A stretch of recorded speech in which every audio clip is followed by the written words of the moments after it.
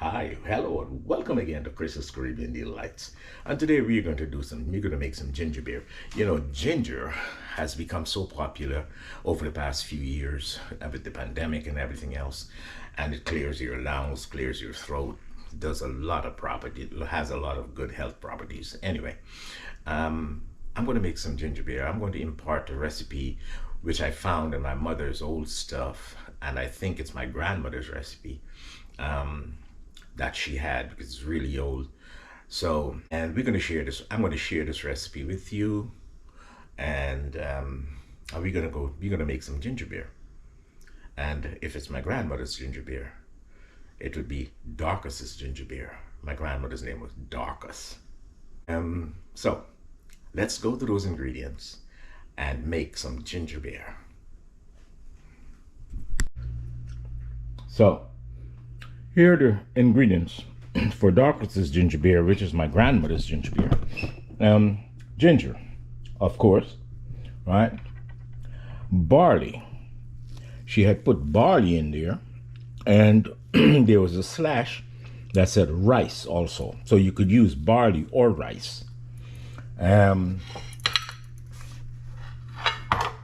We have nutmeg, a piece of nutmeg.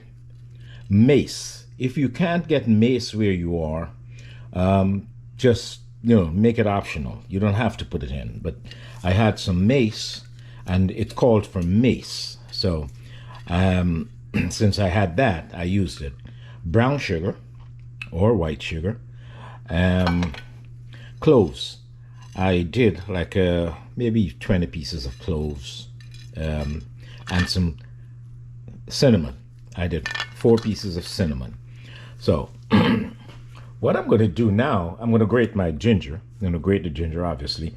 You can put it in a food processor, but I know they grated it at that point in time. So I just grate my ginger, and then we'll combine all our ingredients into this container, and you leave it. You have to leave it for about 3 days and let it set and let it ferment and let it do its thing. So let's go right ahead, grate the ginger, and get this process started.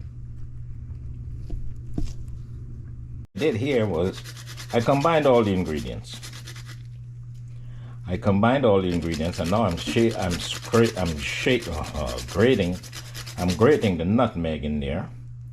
And once we know what has to go into this stuff, we just put it in there, right? Oh, I guess that's it for that. So the barley is in there, the cinnamon is in there, the cloves, the sugar, and so everything is in here already. Now I just need to grate the ginger and add it to that container, and add some warm water to it. So I'll be back.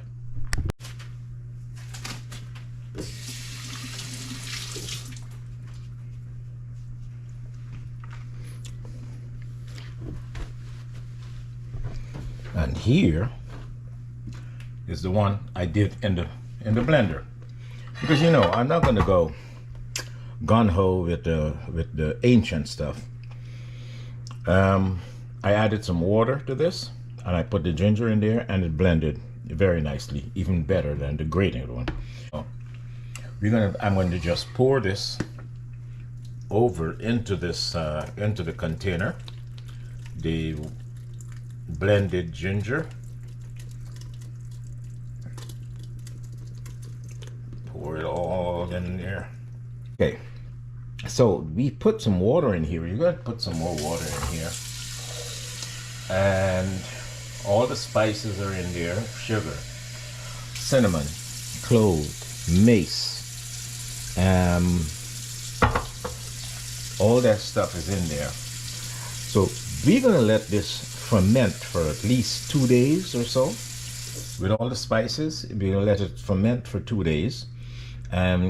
She had it, I think, it did say 2 days on the recipe. So we'll let it ferment for 2 days. Just let it sit there and do its thing, and then we'll come back to it, and I'll give you an update. So this is Darkest's ginger beer, and it's a recipe. Don't forget to give it a stir to get that sugar all mixed in and everything all mixed in here. I forgot to mention that. So we just give it a stir, and then we let it sit. Cool. Remember never to tighten the cover on it, because it's the gases need to escape, or it's just gonna, you know, kind of pop that bottle. But it's doing its thing. It's beginning to ferment, and all the spices are really circulating and getting into the ginger beer here, and you can smell it. It smells awesome. Because this was fresh the ginger that, you know, we grated. I will be back in 24 hours and look at this again, and we'll probably strain it out or wait another 24 and then strain it off and have a taste test. So see you then.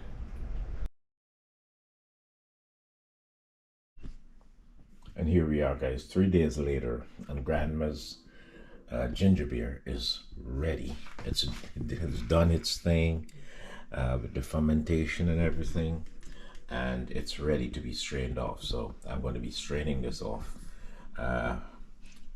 for us right now.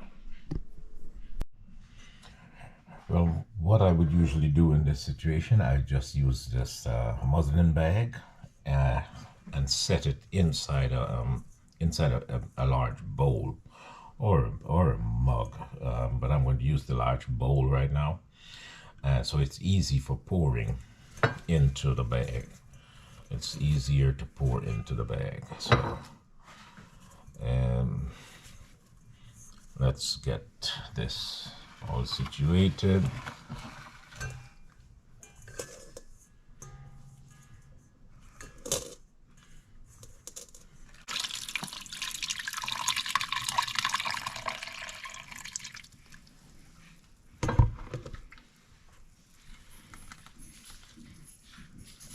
I'll probably do it twice, just to make sure that everything is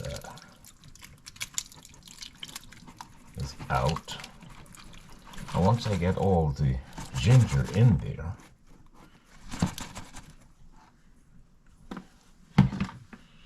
I'll just lift the bag up and give it a squeeze, just to get all that goodness out of here. And this is the color, the ginger beer I'm accustomed to as a child. This is the color that it usually would have.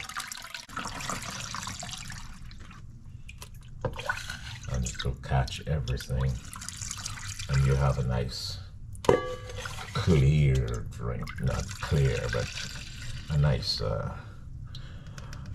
ginger beer with no obstacles.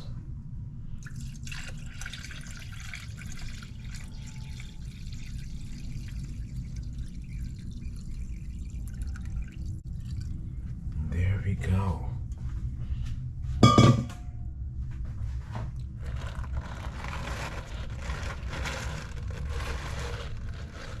Oh, it caught maybe just a few. It could definitely use some sugar. So I'll get it. So guys, here we go. This is the ginger beer. Nice on ice. Grandma's ginger beer. And this is the rest of it. I'm going to pour this into another container that's pourable. That's and keep it in the refrigerator. So I hope you'll try this recipe, guys. And it's simple. It takes a few days, but it's delicious. It's delicious.